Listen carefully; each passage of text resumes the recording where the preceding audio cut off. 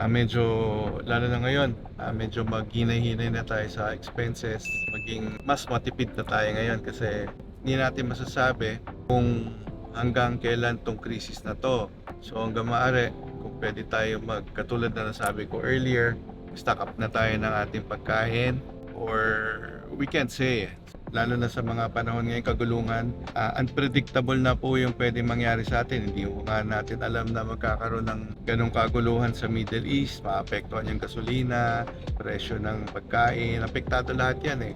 So mas maging masinop na tayo, katulad na sinabi ko kanina, mas magtipid tayo, mas maging practical na ho tayo ngayon. Turuan na rin natin, disiplinahin na rin natin yung mga anak natin at mga kasama natin na hindi na to panahon para mag-splurge. Panahon na to siguro makapag-isip tayo ng mga ibang solusyon para maiwasan natin yung mas maging magastos, lalo na sa gasolina panahon ngayon. The crisis now that we're experiencing, we cannot say until when this might escalate. We cannot say. Very volatile na situation ngayon sa Middle East. Marami nagsasabi na magkaano dito, aabot na ho sa mga ibang parte ng mundo. Pagdating sa bagay na yun, hindi ho ako manghuhula, pero mas maigi na ho yung manigurado na ho tayo, mas maging handa na ho tayo sa anumang sitwasyon.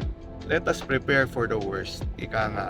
Kasi krisis na nga ito, hindi natin alam kung mas lalala pa to. So mas maging disiplinado na ho tayo sa lahat ng bagay, mas maging matipid na ho tayo sa lahat ng bagay, at maaari gabayan na rin natin, lalo-lalo natin mga kaibigan at ating pamilya na hindi palaging okay tayo. So kailangan lagay na natin sa tama. Katulad sinabi ko earlier, maging practical na tayo sa lahat ng bagay.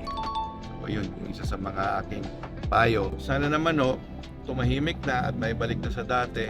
Pero it will take a while also to roll back all the prices after what happened in the Middle East and what's happening now also in the Philippines, especially our challenges in the West Philippine Sea. That exactly is also a volatile situation right now.